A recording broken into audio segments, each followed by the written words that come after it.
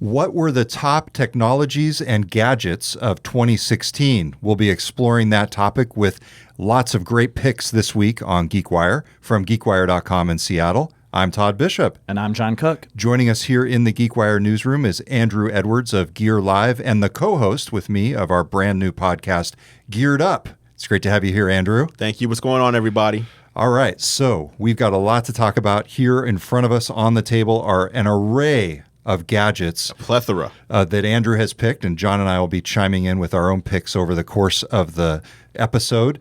Andrew, I want to start with something really specific, if you don't mind if I jump from your table here. Please do. And that is, I know this is probably the least sexy device, but this one. And by the way, if you're listening on the podcast or radio show, if you go to GeekWire, we'll also have a video. We'll do our best to describe it here. But this is a hard drive, and it's, oh gosh, this could fit in your wallet pretty easily. It would add a little bit of bulk to Depending on your wallet, I guess so. I don't know if you'd want to do that because, Todd, the branding on there is what? Samsung?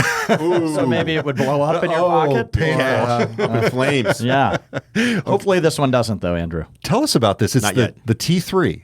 This is T3. So what this is basically, this is a very portable hard drive. It's actually not even a hard drive. It's a solid state drive. So inside here, no moving parts, very fast.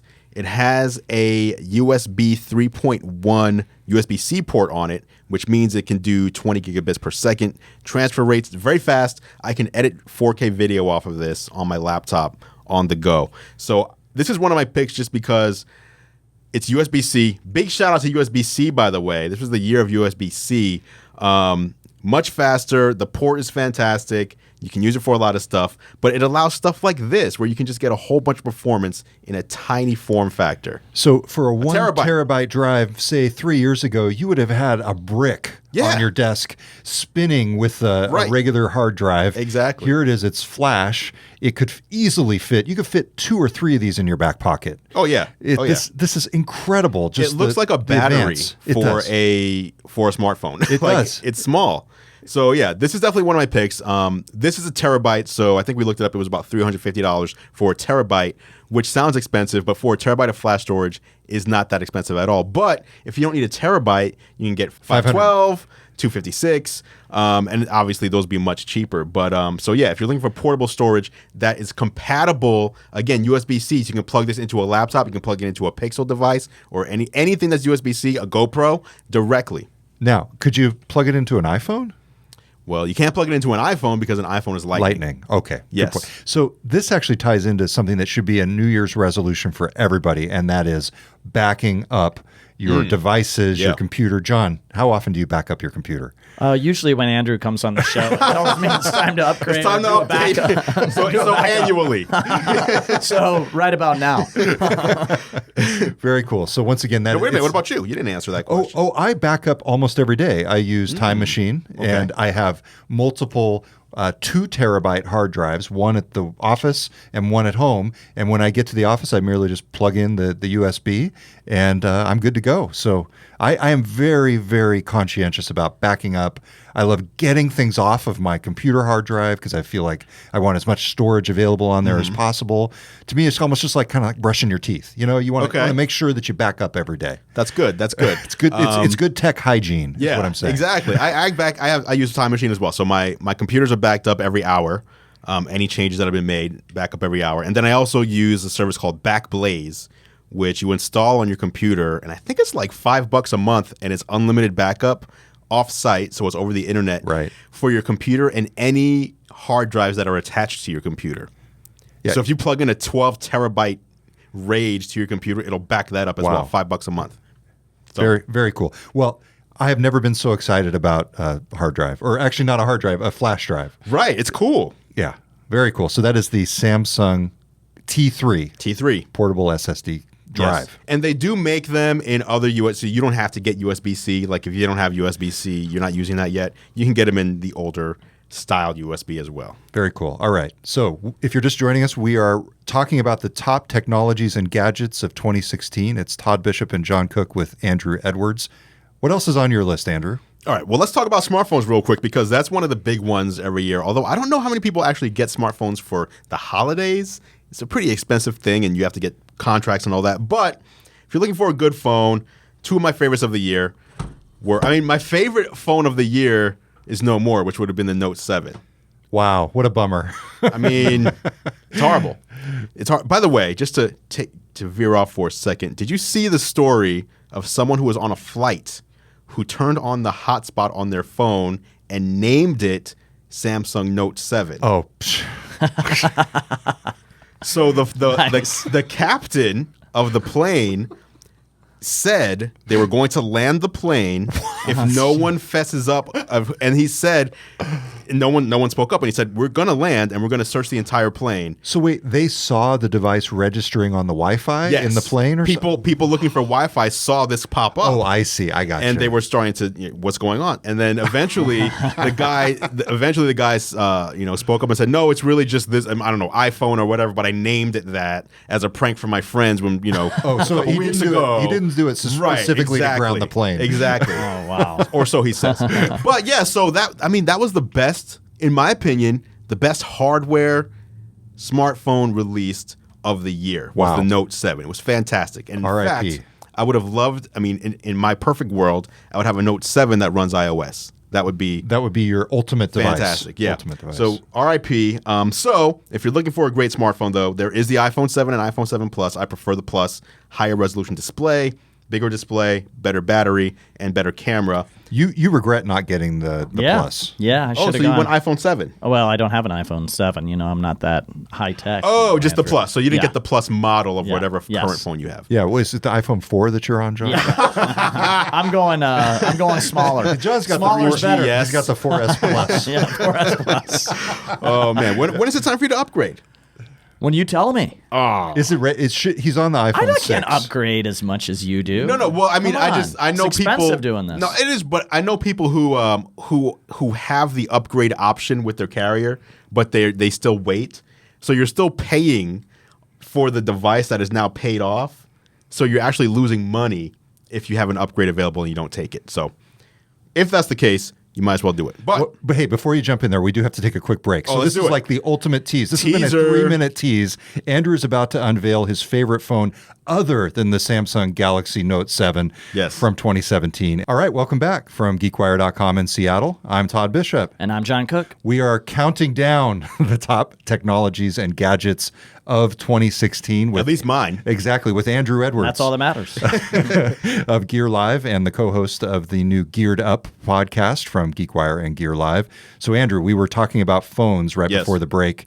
Now, here you have it right in front of you. Your pick other than the Samsung Galaxy Note 7 is... It's a tie. Oh! It is a tie. So there is the iPhone 7 Plus. That is my phone of choice. That's the phone I leave the house with if I'm leaving the house. But a close runner-up, and this is actually a phone I did not really like too much at first. This is the Pixel by Google. This one is the very blue model. It's all wrapped up still. But have you used the Pixel? I have not, no. Here, why don't you take it? You feel free to open it Yeah, up. And we should say, for people who are listening on the podcast or the radio, we have a video that we're running right now. You can check it out. We'll do our best to describe the stuff Yes. in the meantime. So what's the big Open it. selling Take it out of What's there. the big Take it out of selling there. point? Get all that off. It's live unboxing by John Wow, Cook. it's really There you awesome. go. So the thing with the Pixel, I didn't like it when I first started reviewing it. And the reason for that is that it's very plain. When you compare it to other devices. As an iPhone user, the craziest thing is not having the button on the Right. front screen. It's on the back, huh? Well, that's actually the fingerprint button. oh, that and lets you then in. there is a software home button on the front. Oh, interesting. So the Pixel, once you start using it though, you realize very quickly what Google's doing. And what they're doing is they're making an Android version of the iPhone. And what I mean by that is it's not about the software, it's about making a mass market device that appeals to millions of people rather than a subset of people.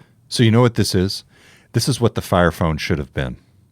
Yes, it is. Imagine if Amazon had gone this route, a simple basic phone that just opened a portal into the world Yeah. of Amazon. Why didn't they do that? Because Amazon's Come all on. about selling. That's their problem. Yeah, is, but they are all about selling. But with the Fire Phone, they were all about this whiz-bang technology that nobody really used. They should have just gone simple like this. We would be talking about the dominance of Amazon's Fire Phone if they had gone this route. Right, Or and at least the competitiveness. they did a couple of things very well with the Fire Phone that Google's actually doing now. So when Amazon released the Fire Phone, one of the big things they said was any picture you take on this phone will be backed up in our cloud, unlimited storage. Right, that's true. And now Google followed that up with any picture taken on a Pixel and any video, including 4K video in full quality, is saved to Google Photos in the cloud, unlimited storage. And then do they use that to inform their search suggestions for you? That may or may not. I don't know.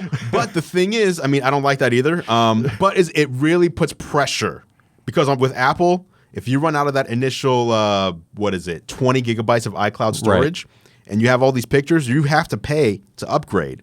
I love the fact that Google is saying any media you capture, it has to be with this phone, is saved in the cloud in perpetuity in full quality.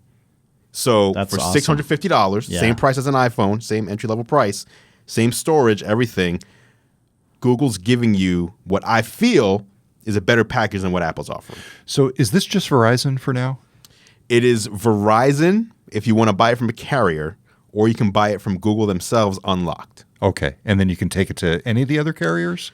That's a good question. I don't know. I think you still have to go with either Verizon or Sprint. That's right, because that would be Or international. Yeah, okay. So, but still, it feels good in the hand, and it's actually in between. This is a 5-inch display, so it's in between the iPhone and the iPhone Plus models, which are 4.7 and 5.5. This is 5 inches, and actually, this would be my preferred screen size. Like, I actually feel my iPhone 7 Plus is just a little too big for one-handed use. So That's why I didn't go big. Right, with it. but you went small, so this is in between. Yeah. This is the perfect size. So for a guy who has an iPhone 4S Plus, like myself, Right. We should be clear. You yes, have an iPhone 6. that's Come right. on. Make the case, because I'm actually really intrigued with this product Okay. as a big Google user. Okay. I use Gmail. I use Docs. I'm in the Google ecosystem, Okay. but I've never been Android. Should you make the case to me that I should go off the iPhone and switch to the Pixel? The 'Cause real I've been case- thinking about it, but I just don't really want to go Android. Yeah, no, the only case to be made, well, not the only one, but one of the major ones is number one, at this point in 2016 leading into 2017, iOS and Android are both fantastic. They're both well thought out, fully fleshed But out. you know me. You know my learning curve. That's true. Is many years on this kind of stuff. You're still running iOS 7. I understand this. But the other thing is, if you are like you said, you're deeply entrenched in the Google ecosystem. Actually, I was going to say you're going to get a phone made by Google. But on the flip side, I find Google's apps for iPhone to be actually superior than Android apps. So I can tell you that Google's Gmail app for iOS is far superior to the native Apple Mail app for iPhone when you're using Google, when you're using Gmail. If you're a Gmail or user. Google Apps. So that one, I don't know. But I mean, luckily, when you buy these things, especially from the Google store, you have a 30-day return policy. I would say we can actually it a do this try. for a future episode. You order one, use it for a month, and then we invite you on to Geared Up. Yeah. And you tell us about your experience. I would love to do that. That sounds good. I would love to Let's do that. it. Let's do it. The other thing that I love along these lines is the Chromebit. This is the self-contained dongle that plugs into the back of your TV. In fact, if you're watching on How much is that again? I think it's less than $100. Okay. It's The Chrome Bit or the Chromebit. Chromecast? No, the Chromebit. Okay. The Chromebit is the thing. allows you to Chromecast. No. The Chromebit is a self-contained. So the Chromecast connects to the network. It's like it can be a streaming device, Yes. and it can connect to your devices as well. The Chromebit is a self-contained computer in a very small little cylinder that you plug into the HDMI port of any display. That's So like a mini Chromebook. a mini Chromebook. Oh, okay. So And this then- is what you're using on the back of our TVs around Exactly. the I'm office. using it literally on this screen right now to run the slide here. This is being run. So yeah, I love it. I think it's sort of like the hidden gem among Google's products. People, they never talk about that one. No, they don't. And you can basically, because it has a USB port in the back of it, you can hook up a wireless keyboard and mouse to it. So, and it's great if you're just browsing the web. I've gone in here, I've forgotten my computer a couple days, and I've literally edited stories, checked my email. I've thought about not carrying around my MacBook and just having a Chrome bit at different places that I go or in my pocket. So what we'll do for you Yes. is you're going to do a 30-day challenge. No MacBook, just Chrome bit for all your work. No, that's too inefficient. I don't want to do that. Well, when you get the problem is when you get into things like audio editing. I don't know. So yeah. And by the way, I got my wife. This will air after Christmas. Okay. So I got my wife a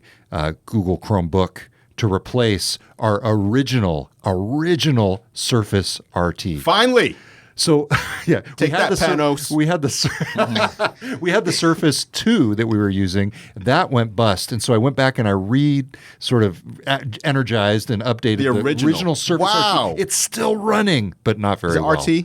Surface RT. Oh, man. Yes. Why didn't you get another Surface? Yeah, why? Why didn't you get another Surface? I'm done with that experiment. Now, are you done with the Surface or are you done with Windows?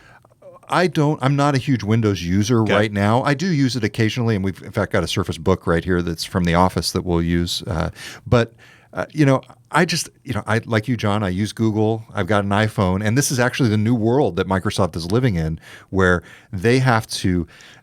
Whereas before it was just natural for people to use Windows. Yeah. It came on every PC. But now they have to sort of work around the fact that everybody's using Google services or they might have an iPhone. And so that makes them less likely to pick Windows, or at least more likely to pick the companion computer for those ecosystems. It is very interesting, though, that, because at least here in this town, you're the Microsoft guy. Yeah, well, I do guy. cover Microsoft, and I follow Windows, and I use Windows. But I primarily you don't use like it. MacBook. No, I like Windows. I certainly like Windows 10 better than I liked Windows 8. Yes. I might not like Windows 10 as much as I liked Windows 7, but at any rate, okay. So wait, this is one of your devices, right? Did you The say you had smartphone, and the iPhone. and the iPhone iPhone 7? Yes. Okay, all right. This week, we are talking about our top technologies of the year. Andru Edwards from Gear Live and the new Geared Up podcast is here with us. We just talked about the Google Pixel. You can check that out on the video that we'll be posting with this podcast on GeekWire.com. Welcome back from GeekWire.com in Seattle. I'm Todd Bishop. And I'm Sean Cook. Joining us here on our special year-end episode is Andru Edwards of Gear Live and the new Geared Up podcast from GeekWire and Gear Live. It's great to have you here, Andru. Thank you so much. It's great to be here. So we are counting down your top gadgets and technologies of the year. Yeah. And what have we come to next? Up next, all right, so this one is the Amazon Echo Dot. And the reason I picked this one is just because of how inexpensive it is. Amazon's really good at releasing something that's cool and also doesn't cost that much. Like, I think their Fire tablets at this point are like 10 cents or something. Like, Yeah, I'm they're pretty fantastic. sure. I'm pretty sure it might be 4 cents. Right. Yeah, exactly. If you're a Prime member, right? So, no, but this is the Echo Dot. And the reason I brought this is because it's something that's inexpensive. I mean, we're past the holidays now, but still, if you have gift cards left over that you receive for the holidays, $50 gets you into the whole, voice-controlled ecosystem and sets you up with a hub for your smart home. Now, here's my problem with the strategy you just described from Amazon. I have a Fire TV stick, an original one. It sucks. The power, I feel like I get more buffering when I'm watching on that than I would on the first one does pretty much suck. Yeah. So what about this one when they go smaller with the Echo Dot versus the full-sized Echo? Mm-hmm. Do you feel like it's as good? Everything is just as good with the exception of the speaker. Of course, yes. So, but everything else with the Echo, Alexa lives in the cloud. So as long as you have a great internet connection, all the updates happen in the cloud. So anything you ask an Echo Dot, there's nothing that an Echo can do better because it's all powered by the cloud. This is just the delivery medium for it. Yeah. So it's very cool. You have this at home, right?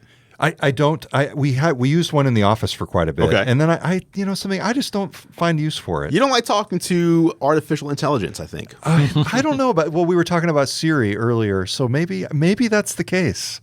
I don't know. That's Right. quite possible. John, what about you? Yeah. I find Siri very, very challenging. Not accurate. I find just a traditional text search to be far better. I mean, Just like a web search, Right. Yeah. I ask Siri stuff all the time, and it's just like it is just. So you try. Totally, and I do try. I'm Okay. like, and it just does not work. Yeah. And I've played around a little bit with the Echo. I'm kind of with Todd. I don't see a huge use for it in my life. Do you have one at in this your point? home? I don't. Okay. But Now- I could see because I'm a big user of Sonos, so I could see it potentially replacing that at some point. Or working in conjunction Work with Sonos. it. Yeah, I'd love it to work with. I think it might I think already. they released something over the past year. We need to look that up. Yeah. But they clearly are getting to the point where you're going to be able to use a lot of these different devices together. Now, see, but what I do is I've got an old Bose sound dock, and I've got a little adapter that I put in there, and then I stream over Bluetooth from Amazon Music to that speaker. So maybe I should just be using an Echo Dot, because then I could just control it by voice commands. And That's say, true. Hey, Alexa, play Roar by Katy Perry. And then play it on the Bose. Your favorite song. And then play it on your Bose system or Yes. not. You know something? I'm not sure. If it would connect. Oh, no. So, yes. No. So, Would you use this as the voice activation to control your Bose No. system? So what I would want is an actual echo if I wanted music, because the speaker system on this is not on the level of the But Echo. it has a audio out, so you can plug it into the Bose. Yes, that is true. So you could. That's a good point. An old-fashioned wire. Yes. You could do that. I always wonder though, like the three of us are like we understand technology, and sometimes I think there's a fault to that. Speak for yourself about that understanding technology. Here's thing, why. Andrew. Because I think when I see this in my home, I always try to think of what to ask. I'm like, what can I ask this thing? Whereas like my wife or my 13-year-old son, they just, I have a question. Like, how far away is the moon? Whatever. Like it's not, or set a timer. It's more intuitive. It's much more native. intuitive. Yeah, because you're not. I'm like overthinking it sometimes. So that's why I asked you guys if you had it in your homes, because I was going to then ask you, what does your wife think?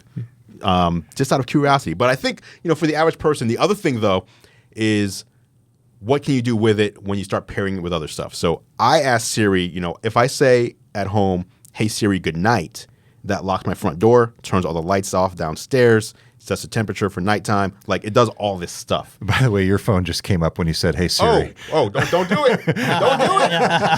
Oh, wow. She Your might wife's have done gonna it. be- your wife's Exactly. gonna be I like, might have oh just my turned everything off. Oh, man. But yeah, so like, it is cool to have one of these as a hub, even if you're not, like you said, Siri doesn't, you ask it questions, informational stuff.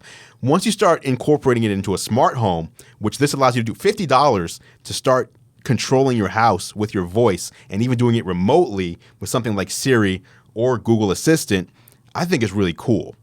So Good. there you have it. So that's the That's the Echo Dot. That's the Echo Dot, but really, it's the technology. So it's not about the gadget so much as the technology. So if you're in the Google and you want to get the Google Home, it's just as highly recommended as far as I'm concerned. And we did a great hands-on with the Google Home on the past episode of Geared Up. That's right. I'll link to that from the show notes on this episode. All right, what do we got next? All right, how about some headphones? Nice. This is the year of wireless headphones. This is the year that headphone jacks started disappearing, and I think that transition is going to continue happening here in 2017. And so first this is the Bose QC25. Quiet Comfort, right? Quiet Comfort 25. So these are very comfortable, as the name implies, headphones. They're wireless Bluetooth, and the battery lasts like 40 hours on this. Wow, that's impressive, actually. Yeah, you can go back and forth cross-country a few times using these headphones. The connection is nice and solid. Charging it doesn't take long, and the sound is really good. So these are noise canceling, right? They're noise canceling, yeah. So you turn it on. That's why you have to charge them. There's no wire. Actually, is there? I think there might be. Yes, there is a wire. So if you do want to use them wired, you can. Gotcha. But they're meant to be Bluetooth. They're noise canceling. So you turn them on, you put them on, and then you flick the switch, and like everything goes silent. Yeah. Like the world disappears. John has a problem with these kinds of headphones. They give him headaches. Yeah, I don't like the noise Interesting. cancellation. Yeah, I don't like the noise cancellation. Something about the air pressure that's created when you. Yeah, I don't know what that is. I know Yeah, that feeling yeah. you're talking about, though. It's like you get sucked into a vacuum for a second. Yeah. But do you still feel that same sensation once you start the music? Yeah, Interesting. yeah. Interesting. 'Cause Yeah. I definitely feel weird. It's a weird world. Wow. When So- I put those on. so you How have much another- are those? How much are those? The Bose QC25. We might have to check. I think these are $300. Whoa, that's But pricey. we're Double about to- check. We're about to see. fact checking. Bose that. QC25. What do we got? $300. $300. $299. Yes. So they Pricey. are pricey, but what you get for them is a very comfortable pair of headphones with really good sound that lasts a long time. So you don't have to worry about finding a charger, even if you're going cross country. So Yeah. they're good. But there's also these. Now, these are almost the opposite. These are $159. These are the Apple AirPods. We talked about this one on a recent episode of Geared Up. The AirPods, have you seen these yet? Here, let me hand these to you. Check those out. So these are Apple's wireless version of their EarPods, and they work with any iOS device running iOS 10 or higher. They work with the Mac running Mac OS Sierra. I think I would lose these within. Why does everybody say that? I just think I would. Talk about that. John would. I would John lose would these. lose them. Have you ever used a Bluetooth headset, though? Did you lose that? No. See? So, no, but these are cool because they're much cheaper, but these are super easy to pair. Like, you open them up near your phone, and your phone just recognizes them. See that? Right there. It tells you right away, here's the battery level. Here's the battery level of the case. The case charges the earpods. The earpods get 5 hours of battery life each when they're full. You put them in the case when they die. 15 minutes of charge gives you 3 more hours of time. So they're very efficient. They sound great, and they give you Siri in your ear. So I've actually been wearing just one of these in my ear while I'm working. And anytime I want to talk to Siri, I just double tap on my ear, and Siri comes up. And the cool thing is that due to the shape and the technology inside, it points towards your mouth. And Siri has never misunderstood me when I've used these. Siri always misunderstands me. Oh, Siri's activated again. Right, Siri's Yes. activated again. But with these, Siri actually understands what I'm saying, and that is such a big difference from, when Siri launched on the iPhone 4S to now. 6 years, and Siri's still been, terrible at understanding you, and now this fixes that. So here's the other cool thing. They sync essentially across your devices. So if you are logged in on iCloud on your Mac or your iPhone or your iPad, Apple you don't Watch. have to resync that. It just automatically knows that that's you, and the AirPods work with them. Right. So you open it up. When you buy it, it's crazy. You take them out of the box. You open up the case next to your phone. You don't even have to touch your phone. You open up the case. Your phone says, oh, there's AirPods here. Would you like to connect? You tap on connect, and within 10 seconds, the AirPods are now paired to every Apple device that you own, that you're logged into. So that's the magic. Of all the things that Apple. we're talking about here, and we talked about this a little bit on the Geared Up episode dedicated to these, I want these. I really want these. I would use them daily, and in part because I can sit there. If I get home at night and my phone's not charged, I can set it there in the kitchen, get it charging, and then just go wirelessly while I'm listening to the podcasts or whatever. So seems really cool. It's good. I highly recommend these. If you're looking for headphones, you're covered in both areas here. All right, Wireless. so Wireless is the way to go. Those are $159. Those are Right. the new Apple AirPods, and we also talked about the Bose QC, 25. which are $300. $300. Okay. All right. We are talking about some of the top technologies and gadgets of 2016. Welcome back from GeekWire.com in Seattle. I'm Todd Bishop. And I'm John Cook. We have one of our all-time favorite guests in the newsroom this week, who also happens to be now the co-host of a new podcast from GeekWire and Gear Live. That is Andru Edwards, who is coming to us now weekly with our new Geared Up podcast. And this week, we are counting down the top technologies and gadgets of 2016 as Andru has judged them. So tell us what you got next, Andrew. All right, next up, computers. I like powerful computers. And this is a year, it was actually a year of controversy for the popular computers, I guess, like the MacBook Pro. This is the MacBook Pro, the new one with Touch Bar, 15-inch MacBook Pro. I was initially underwhelmed, but after using it and realizing the software optimizations mixed with the hardware that Apple is known for, this is one of the fastest machines I've ever used. I can edit 4K video on this on the go. That was something that was difficult to do in the past. This is a fantastic computer if you're looking for power. Do you use the Touch Bar, and if so, how? I use the Touch Bar. I use the Touch Bar all the time. I definitely use the Touch Bar when editing. And explain what that is, because... the Touch Bar is a strip above the keyboard that replaces all the F keys. So this is an OLED display with a Retina display. So a high-resolution OLED display with full color. And all the way on the right-hand side of it is a Touch ID button. So you can actually use Touch ID to log in, to authenticate, to do Apple Pay, all sorts of stuff. So the OLED touch bar will change depending on what app you're using, depending on the context of what you're using. So if you're playing music, for example, and you're looking at iTunes, you'll have all your play controls. Or if you go to a web browser and you start a YouTube video, you'll have a scrub bar there. Here at the login screen, it has the typical, brighten up the display, change the keyboard brightness.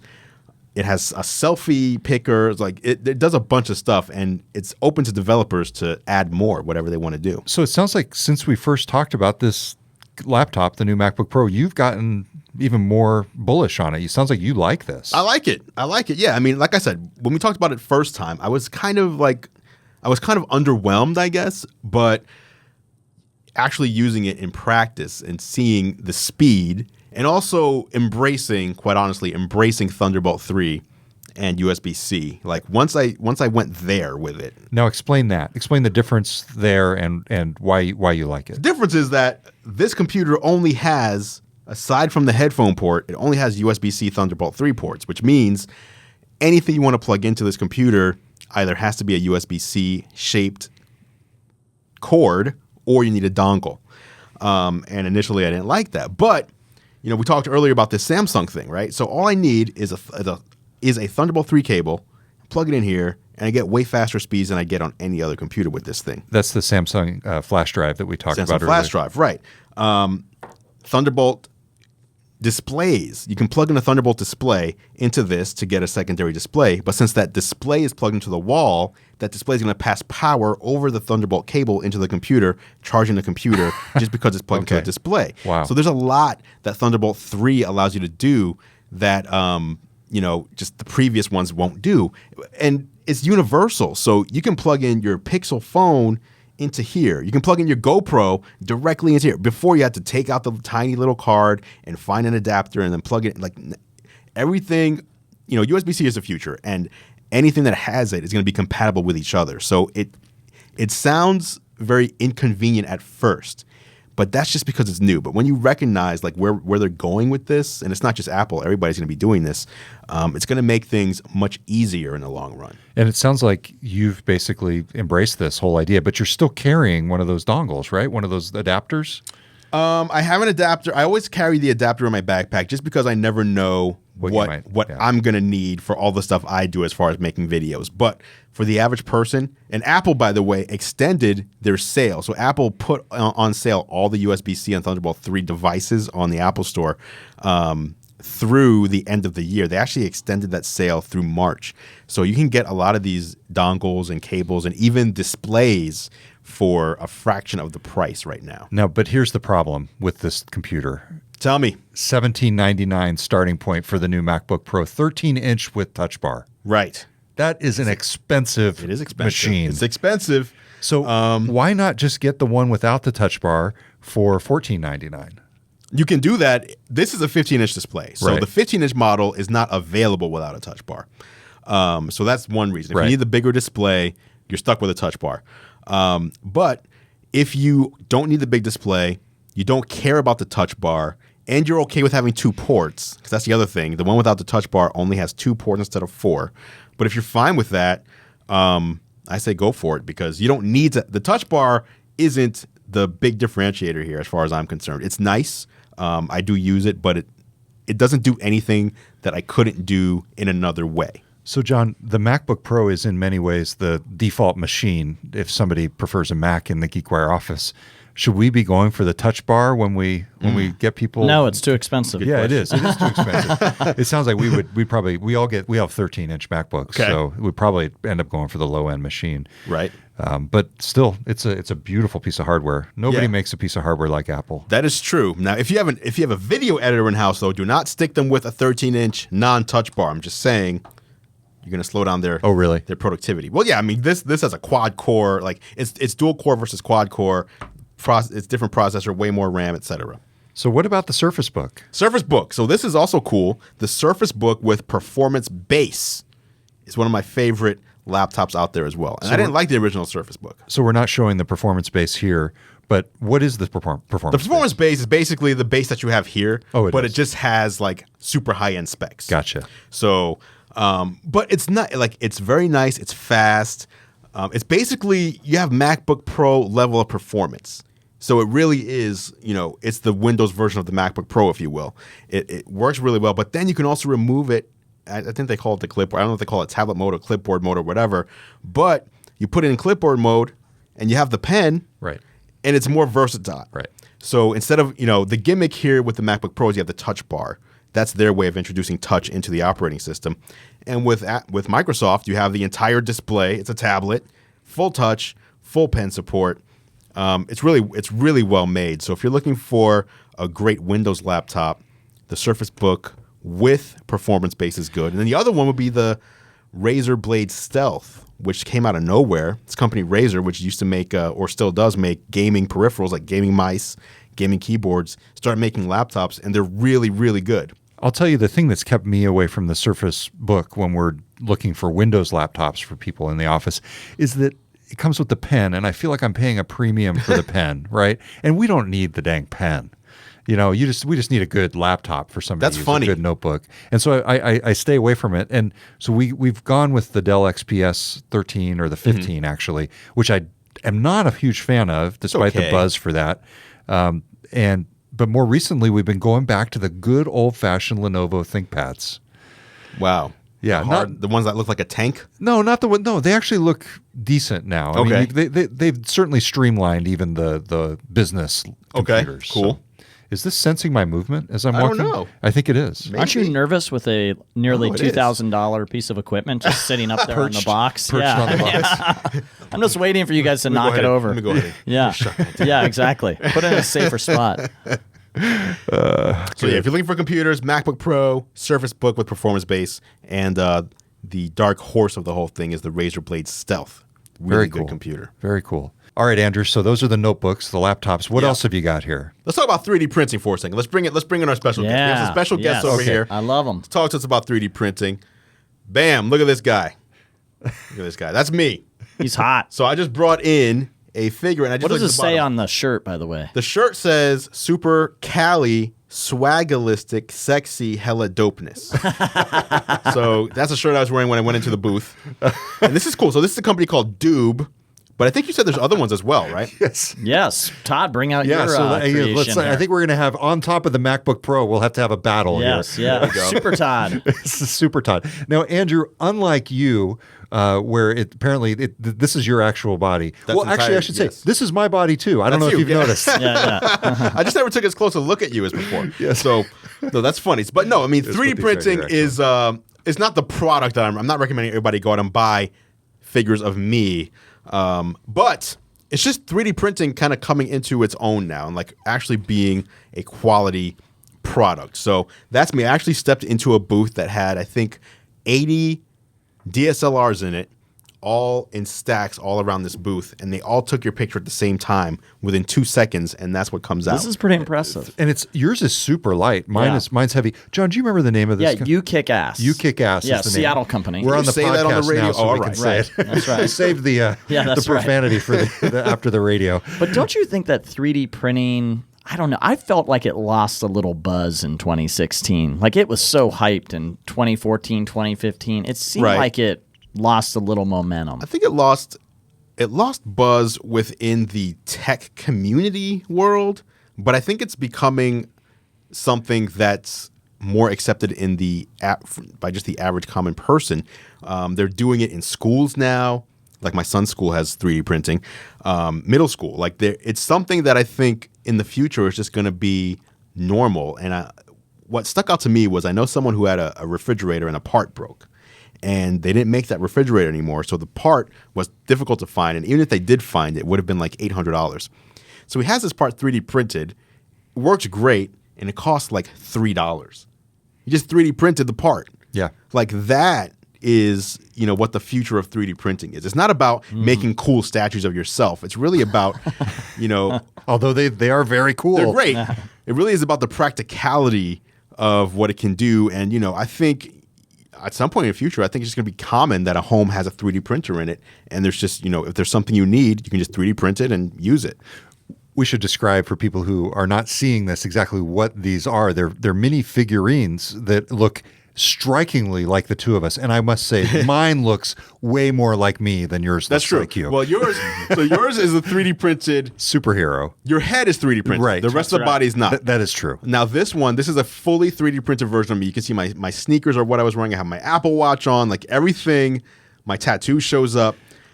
Everything that I had on shows up in that print, which I just thought was really cool. The tattoo does show up. Yeah, that's incredible. That's pretty amazing. You could probably, it's even different. You've got, a beard here as well. Yeah, that's amazing. Yeah, it's really cool. So again, that company's Doob if anybody wants to get one of How much did that cost? DOOB. How much does that cost?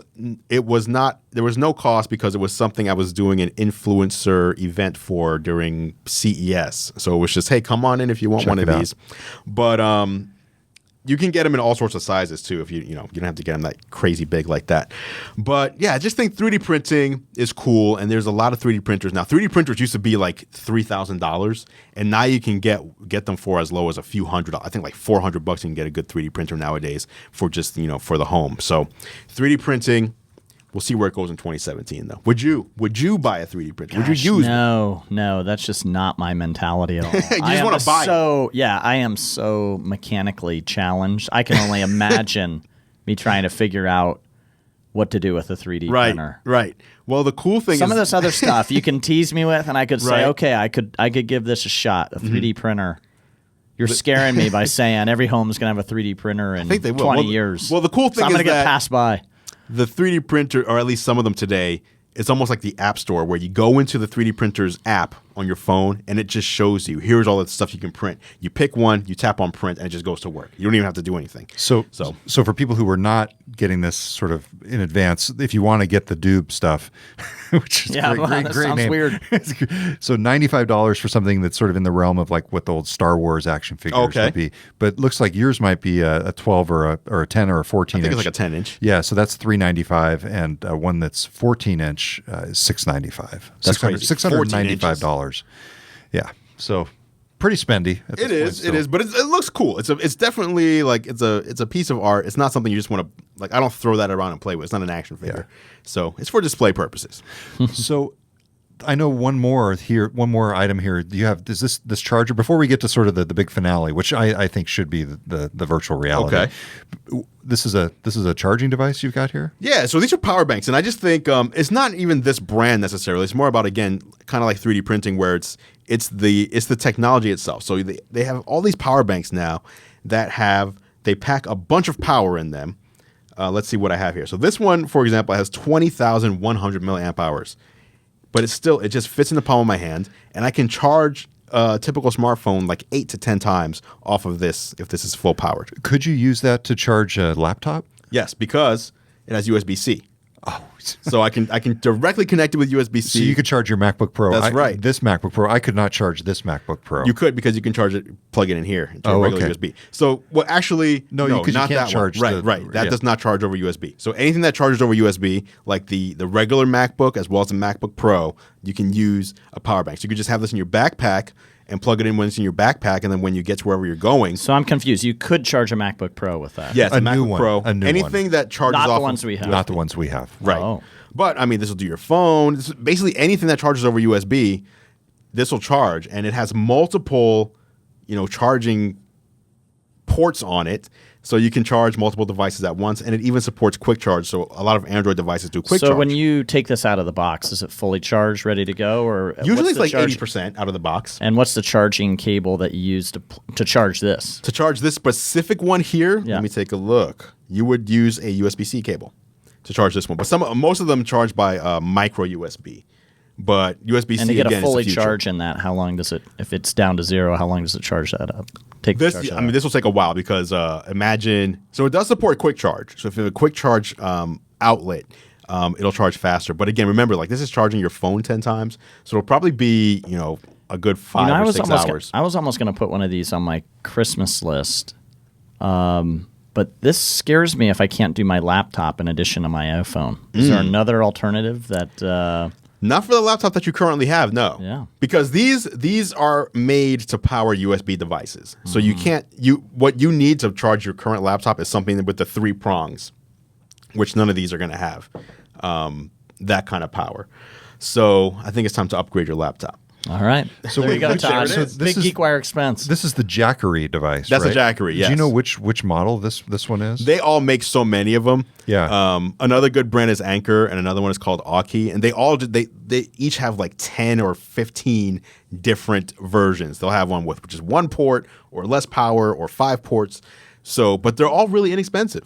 But Todd, as you know, we think about CES. Right. That's exactly what I'm thinking about here too. Because I have some portable charging devices, but this one packs a pretty big punch. Yeah. This could be really cool. I'm going to look into this. I was thinking the same thing. Yeah. Okay. There you go. Yeah. So that's mobile power banks, and again, you don't have to worry about the brand Jackery. It can be Aukey, it can be Anchor. They all make really great ones. This just happened to be the one I grabbed. Yeah, and so for people who are watching or listening on the podcast, so this is a beefy little device. It's not the kind of thing you'd find in the grocery aisle at Fred Meyer. No, not at all. This is a substantial device. It's substantial, but still not. I mean, it's not that crazy big. Like you can just slip that into a backpack. It's not that heavy. Right. Exactly. Okay. Very cool. All right. Let's talk about virtual reality, shall we? Let's do it. So, why do you think this was one of the top technologies of 2016? It's just cool. It's something different. It's something new. Whenever there's something new in technology that doesn't take a lot of explaining, or in this case with virtual reality, what I've found is you can't explain it to someone. Pretty much anything that I use or review, I can explain it. I can either talk to you about it in a video or write an article about it, and you'll get it. It's good. Here's why it's good. With virtual reality, no matter what I say, you don't get it until you actually experience it. And then once you experience it, you realize this is something that you have to experience to get, and you start telling other people about it. So virtual reality was huge here in 2016. Have you guys used like the HTC? Oh yeah. HTC So Vive here's what or I any of did. that? Here's what I did. I've used them in a bunch of different demos. A lot of the startups end up using the Vive for one reason or another. During PAX this year, PAX Prime, I went on a mission. I was a bachelor for the weekend, so I was able to spend the entire weekend at PAX. My family was traveling, and I tried every possible virtual reality demo I could. Wow. And I tried it on the Rift. I tried it on the Vive. I did a little bit on the Gear. I did one of those things where you stand up and you move your feet, and that moves you through the virtual reality how was that? environment. I've never even done that. That was really cool. It was a little odd. You had shoes that were a little slippery, Right. so you could walk in the platform. It was very cool. I think, to me, the promise of virtual reality, especially in gaming, is that you're actually using your human skills. You're moving in much the same way that you do in the real world. And that's why the tethers are really the one big bummer. The fact that for a high-powered device right now, like the Rift or the Vive, you have to be connected by a cord to the PC. Now, they're working to change that. Right, and that change will actually happen very, very soon. I think the HTC Vive is going to have a wireless module within the next month or two. Yeah, my favorite my other test was I was wearing my glasses, my actual real glasses the whole time, and it's workable. My favorite device in terms of comfort was the Rift. It just felt a lot good. It worked really well. In terms of the experiences, I really liked the Vive a lot more. Just a bigger breadth of experience. Right, I agree. I walked by the Microsoft store today, and I was surprised the Oculus Rift was right out front. Yeah. Why are they promoting it so heavily at Microsoft? So it works with Windows 10, and this is the new Microsoft and the John. Xbox One. Yes, this question is fundamental that you just asked to the new Microsoft. I was hoping there'd be a HoloLens right out there. Well, they have the HoloLens. That's their device, but the way Satya Nadella is doing it, they're not exclusive on their devices. They don't have religion about them. They want to just sort of show the way and be a flagship for the rest of the industry, but they need the rest of the industry too. But as you mentioned, in gaming, where you do see a lot of huge applications for this with the tie into the Xbox, I guess that's probably the big thing they're pushing. Well, it's not just that, but when you go to the Microsoft store, they do sell Dell laptops and Lenovo. They sell other brands. I was just surprised how Surface. prominent it was just walking by their front display during the holidays. The thing is, the Oculus Rift does not work with the Mac. So it is a differentiator for them. If you go into the Microsoft store and you try this out and you're like, oh, I want this, you have to have a PC to use this. So why is that? I didn't know that. Because the Mac does not have the same graphics chips that PCs have. So they're not powerful. Like the Mac graphics chips are made for performance for apps, but not for games. So high-intensive games like VR, they can't do yet. Now, I think that may change in 2017. I think Tim Cook has made it pretty clear AR especially, but also VR is something they see as being in the future of Apple. But right now, you get a high-end gaming PC, the graphics card in there is going to outperform any Mac, including a Mac Pro. So, and you need that for VR. So I think VR is great. You mentioned gaming. I also think there's like really cool opportunity for like movies. Like I want to put on VR and be in a Pixar movie. And like I'm just looking all around. Like I'm in Toy Story and I'm just part of the story. That's like, it's cool. You're Nemo's friend. Right. I'm Nemo's best friend. I'm swimming around, whatever. So like these things are pretty expensive, but there's a reason because it's expensive technology. And when you try it, there's really not anything else like it as far as entertainment goes, anywhere. Like you put this thing on and you're transferred into a new world. So what I brought here, I didn't bring the actual VR headsets, but these two devices are part of the whole VR world. So first up is the Daydream View. Have you seen the Daydream View before? I've not, no. All right, so this, I'll hand that to you, okay, is the VR headset that works with any Android phone with the Daydream feature built in. Right now, the only one is the Google Pixel, but other phones will also be Daydream enabled, and that's Google's virtual reality platform. And so the cool thing is with this, it's kind of like the Samsung Gear VR, but with this one, you put in a Daydream enabled phone, and the headset wakes up, it puts the phone into Daydream View mode right away by itself. You close it up, you put it on, you're in, and it's made of fabric. So it's not made of hard plastic. So the reason Google did that is because they wanted it to be comfortable like a piece of clothing rather than like you're sticking a piece of hard plastic and metal to your head, which I think is a good strategy. So it's breathable, it's not heavy, it's comfortable, and the whole experience works nicely. This is Google's device, obviously. That is Google's device. They experimented with Google Glass. Why do you think this is going to take off where Google Glass Google failed? Glass wasn't VR, first of all. Google Glass was just Google doesn't do betas the right way. I don't know. Like they think everybody is like a hardcore super tech nerd and just accepts all their stuff when, quite frankly, that's not how the world works. You look at Snapchat Spectacles, it's like the same thing. It records you. All it does is record you. That's all they're meant for, and everybody loves them. Google Glass, on the other hand, people were so weird about because it's Google. Google doesn't get, I think, the average person's, feelings about that kind of stuff. But you think they have with this? Yeah, because this, you're not recording anybody. You're just playing games and watching videos in your own personal little theater on your face. This is the Oculus Rift touch controllers. And this one I think we can even open up and I can show you guys. So obviously Facebook owns Oculus, which is the maker of the Rift. And you mentioned a little earlier that you liked the HTC Vive more. And I assume it's because you could use your hands inside the HTC Vive's world versus the Oculus Rift. You can just look around, but you can't really move around. True to some extent. Yeah, although I was using, at PAX, I was using the touch controller. Oh, okay. So, fair enough. And you still had the same opinion. I still did, just because the breadth of experience on the Vive. Okay. The number of games and apps, and I just had better that makes experiences sense. overall with the Vive. So the touch brings the Oculus Rift into parity with the HTC Vive in that you can now use your hands while playing with the Oculus Rift. And it has another sensor in there, so you also get some room scale. The thing with the HTC Vive is that it actually tracks you as you walk around. So you can literally move around your room that you're in and approach different areas of the VR world, whereas the Oculus Rift was more about looking around, but you couldn't really move around. So now that you have more cameras to pair with your Rift, you can also do the whole moving around and using your hands. Now, ergonomically, the way it feels in your hand, here, try that out, John. I like these better than the Vive controllers, personally. I think these are cooler. One of the games I played, I can't remember what it was, but you basically threw fireballs across the sort of this barren urban wasteland that's at funny. each other. It was really fun. And throwing fireballs with these touch controllers was really easy and cool, very intuitive. Yeah. I like the touch controllers a lot. Yeah, so these are $200 for the touch controllers, and I think it's cool just the fact that now if you're a developer, especially, and you're making a VR game, you don't have to. Okay, if I make it for the HTC Vive, I can do this, but if I make it for the Rift, I have to take these features out. Now you can just make the game for both platforms, similar to making a game for a PlayStation 4 or Xbox, and everybody can get the same experience. The functionality is the same, even if the underlying code obviously is different. But the idea that you can basically have a controller, have something along the lines of room scale, very cool. Yeah. So if you were out there wanting to get a VR headset like the Oculus Rift, not just doing 360 video like on a smartphone VR experience,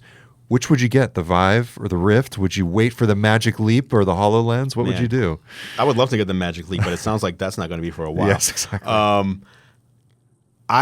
the HoloLens. Is that even a consumer product yet? Not really. Still a developer? No, it's a developer. Okay, I wouldn't do that yet. I think if you're worried about being tethered, then you would go with the HTC Vive and buy that wireless module that's about to come out, because it really is a truly wireless module, and the tracking is fantastic. And so you can just use it without being tethered to the computer, which is a big annoyance. But alternatively, Facebook, I mean, you can't. If I name two companies, HTC and Facebook, right? Like, Facebook is obviously the company that's going to push the boundaries a little more in terms of this technology, I think. So if you want something that's a little more future-proof, I guess, and a company that's going to be in it for the long haul, Facebook is the one. So I would say get the Oculus Rift. But you got to get the touch controllers if you want the full experience, whereas the HTC Vive comes with that. Right. And HTC is closely linked to Valve in the whole effort with the Vive. So there you have the advantage of Steam. And so if you're a gamer, you might want to go with the Vive instead. That's true. That's true. I mean, they're both great. They both have great games. And honestly, they both have a very similar game library as well. Now, John's big complaint with virtual reality is the time that he almost puked. I believe the frame rate at that point was 30 or 60 frames a second. Convince John to try virtual reality again, because you're talking about 90 frames a second, 90 frames a second. It's totally different. I'll try it. You need 90 frames per second to feel like you're there, like to really feel like you have a presence in this new place. If you're 30 frames per second, I totally understand why you felt that way. And a lot of people still feel that way about PlayStation VR. They'll be playing games on the PlayStation VR, especially like E3. There were journalists playing the PlayStation VR who were getting sick. It's like the reason is because the PlayStation, at the time, the PlayStation Pro wasn't available yet. The PlayStation 4 wasn't powerful enough to do that high frame rate, and all these journalists were just getting queasy, and some were even throwing up. So, but now occupational hazard, right? Exactly. So if you're going PlayStation VR, which is also very cool, make sure you pair that with a PlayStation 4 Pro, not the regular one. But yeah, I mean, I totally recommend trying one of these high-end ones with a high-end PC that can push the frame rate, and the experiences are just amazing. And I actually like the non-gaming experiences more than the gaming ones, even though I love games. I just like being able to go into a world and just like observe and like just see like how it just seems cool, like transporting yourself somewhere else. So on the PlayStation VR, I liked that experience in part because the headset is super comfortable. It kind of just it pushes up to your face on a track. There's like a halo around your head that really holds it in a nice balanced way. But to your point, being in the PlayStation VR experience felt more like being in the middle of a video game, whereas everything else like the Vive and the Rift feels like being in the middle of a virtual world. Yep. So it's exciting times. I really do think that this was the year that VR became a reality in the mainstream world because of the release of the Rift and the Vive. Yeah, especially the Rift. I mean, if it wasn't for the Rift, I don't even think we'd be talking about this stuff right now. So yeah, absolutely. Very good. All right, let me ask you guys a question. Those were my picks for 2016. Yes. We're done with that. Heading into 2017, what do you guys expect to be some of the breakout technologies of the coming year? I'm going to be driving a self-driving car. I next really, year. You know what's there you go. I don't think that's going to happen. Well, no, I was joking. Well, if you look at the things that Uber is doing in San Francisco, in some cases against the law. I just read they're moving their operation to Arizona. Yeah, exactly. But it's, to me, self-driving cars are in some ways in 2017 where VR was in 2016. I think maybe not quite to the point of mass adoption or mass availability, but I think you're starting to get to the point where people are getting over the conceptual hurdle of accepting self-driving cars. You're starting to see a lot of experiments from a lot of these companies. Maybe self-driving cars will be more of a 2018, 2019 it's going to be reality. a while just because of the legislation. Yeah, and it it's is going to be a different. while. But Well, it depends what you mean by self-driving too. I You am can- in the you can use market. Tesla I am in today. the market for a new car. Are you really? The Honda is. I mean, it barely Ooh. moves. It's funny. I can't even get it up like the most basic gradient. You know, it's. Are you gonna it's- go- Let alone like trying to get up to Queen Anne Hill. You're gonna go Model But- 3? Well, see, that's the thing. I'm thinking I might just 'Cause not that will get have a that. car and just use ride-sharing There you go. services There you as go. a cheaper option. So, John, So those you're- are mine. you're- I like that. John and I were talking on the phone last night, and John said Oh, something geez, that's right. He said something so funny that I actually had to write it down. And I've got it here. So he said, "Yeah, I'm in the Honda. Well, I figure it's faster than walking. It's cheaper than Uber." And then about 20 seconds later, he said, "I got to get off 15th. This hill is too steep." That's right. Wow. I pulled off. I wrote it down. I literally wrote it down. It was so funny. That's horrible. So awesome. That's horrible. So give me your advice on what I should do for a car. Ooh, this is good. okay. Yeah. My listen. dad refuses to go car shopping with me because I Okay. am such a pain in the ass about it. So what should I do? This is just my personal opinion because cars Yeah. are such a personal thing. I am a big fan of the electric cars, mostly because not just because they're electric, but because they're also any car manufacturer making them tries to make those cars more gadgety in a way. So, like, I own a Chevy Volt, one of the Gen 2 Chevy Volts, and I love it just because of all the technology that's built into it. The Chevy Bolt that just came out is all electric and had beat Tesla to the market with a car that does over 200 miles to a charge. So what's the name of that? Bolt. Instead The of Chevy the Volt, Bolt. it's a B with So it's how do you Bolt. charge it? You just plug it into your home. So at home, you plug it in your garage or mine. I don't have a garage. Oh, do you live in an apartment? Well, no. but I don't He's have got a garage. house. He's got Well, I a mean, house yeah. with a driveway. Yeah, that's the thing Something- with an all-electric vehicle. If you don't- Something where I have So you go to the Home Depot, you get a long orange cord. Is that what you have to do? I have a charging station built into the garage, but you can also build it into the outside of your home. That and you just sounds plug like a it in. pain in the ass. It's not. It was like a 2-hour installation. I'm not gonna And, do and that. then you get one of those things, those wrap-up things that you put the hose in, Yeah. and then you like pull the orange cord out to the street. Yeah, that's right. Well, listen, That's right. I got my Volt almost exact like 13 months ago, and I believe I've bought about 36 gallons of gas in 13 months. So the money savings is there, and then you have all the technology packed in. But my Volt is not ever going to be a self-driving car. If you order a Model 3, and we're here on the West Coast, we're going to get those, prior to anywhere else in the world when they're available. This is the Tesla. The Tesla Model, Tesla 3 Model 3. will come with all of the upgraded Autopilot 2 features, and that will, whenever they release the self-driving update, that will receive that and will drive you from your front door to your destination. So I should get a Model 3. Yeah, if you want the best, I think this could be the best car. I mean, again, cars are very personal things, but I ordered a Model 3, so I'm just waiting. Once that comes out, when that comes out, that's it. That's my car.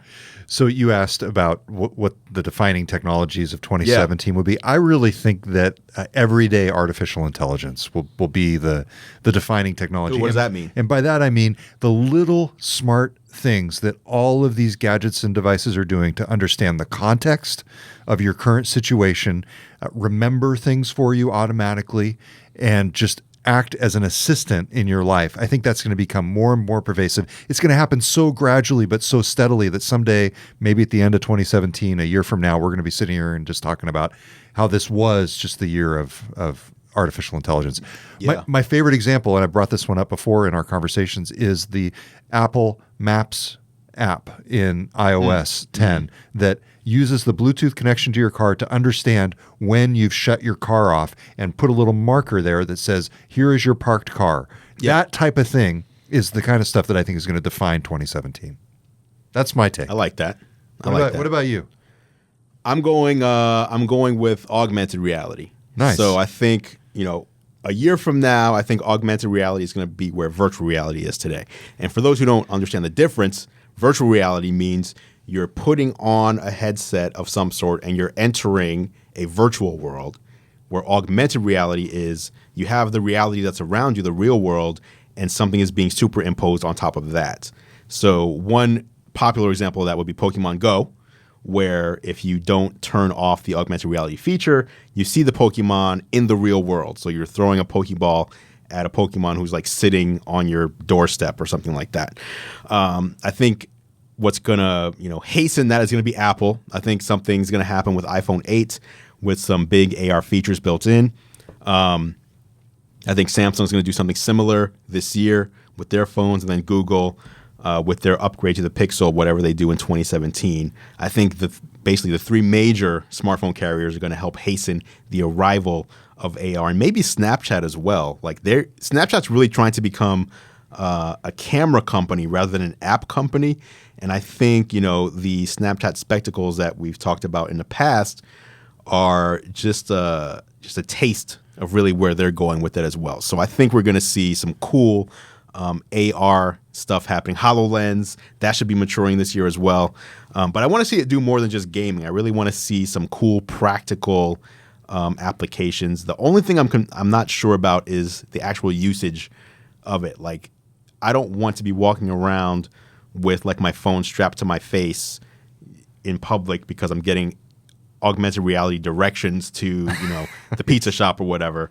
I don't know how that's going to be solved. I think eventually long term it'll be like in a contact lens or something. But for now, I don't know if it's going to be glasses or what it's going to be. But I'm excited, I think, most about that technology. I thought you were going to say curved TV displays. Curved TV displays. I've had one of those since last year. Spoken like that was like CES 2014. Although if you want to talk about TVs, I am excited about OLED. OLED TVs coming down in price astronomically. The picture quality is amazing, and when you get one of those in your home, which again you're going to be able to do because they're no longer like $12,000. They're down to under $2,000 now. So next year, Black Friday, it'll be a few $100s. You get an OLED display. It's going to be crazy. They're super thin, super light, amazing black levels, amazing color. I'm a big fan of TVs. I'm an audiophile, so I don't know why I said audiophile. It doesn't matter if you're looking at a TV. It's only appropriate that the final podcast of 2016 is our longest podcast ever. We're now clocked in at 1 hour and 8 minutes. Boom! Yes. You're welcome. So for folks out there who are still listening, let's do a little contest here at the end. All right. What do you want to give away? Ooh. Who's still listening? Exactly. Right. That's a good question. Who do you want to give? We promised a giveaway in our naming contest. What was it? Give away your $2,000 MacBook. Mine. I want to erase it already. I'll take all passwords off and I'll just send it to you. I think we were going to do a $50 gift card. Yeah. So why don't we do a $50 gift card? $50 gift card to Amazon. Then you can just put it towards whatever you want. So here's how you do it. Send it to contest@geekwire.com. Mm-hmm. And when you do, tell us the name of Andrew's favorite phone of the year. But there were two. Yeah, Wait a minute. One of Andrew's. two, yeah. So well, it could be the one that maybe that's not the best way to do it. Why don't we ask them to send us what they think will be the best big technology of 2017? Oh, perfect. Then we can read some of those. Yes, tell us what you think the best technology of 2017 will be. From the pool of correct answers, we'll pick one person at random to win a $50. There isn't really a correct answer. From the pool of answers. From the pool of submissions. Anyone can submit. This guy's wrong. Totally wrong. Oh man! All right, it's been more than an hour. I'm still keeping it together. If anybody sends in curved TV, they are wrong. That's right. Automatically disqualified. All right, this has been fun. Thanks very much for doing this, Andrew. Definitely, as always. So you can check out your videos, Andrew's videos, at youtube.com/gearlive. Yes. And if you want to hear more of GeekWire or the new Geared Up podcast, just go to geekwire.com/podcasts. Until next time, I'm Todd Bishop. And I'm John Cook. And I'm Andru Edwards. Talk to you next time, everybody. Happy holidays and Happy New Year.